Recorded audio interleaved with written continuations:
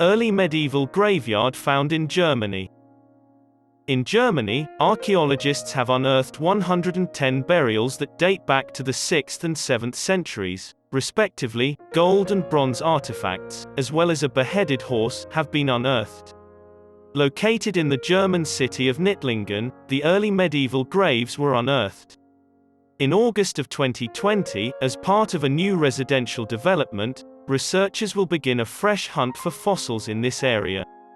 While the majority of the 110 burials were arranged in a straight line, some of the more affluent persons were buried in circular pits.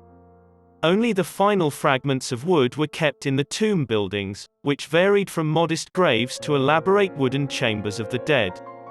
In certain cases, wooden coffins were used to bury those who died. Early medieval custom called for the Knittlinger villages to be buried in their customary garb. Despite the fact that the graves were frequently robbed in the early Middle Ages, numerous non-organic jewelry components such as pearl necklaces, fibulae, clasps, earrings and arm rings, as well as belt hangers with decorative discs, and everyday items such as knives and combs were recovered from the graves of women and girls. Swords, lances, shields, and arrowheads from the male tombs were used to build the weaponry.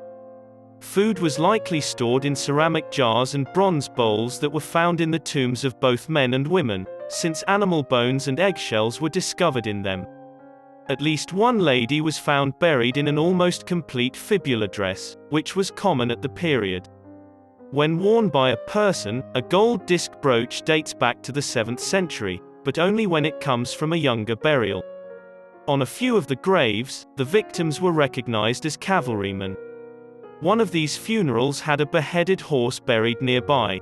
Contrary to this, the late 7th century accessory ensembles tended to be more understated. It's unclear whether this is the result of a reduction in income or a shift in how the local elite's funerals are staged.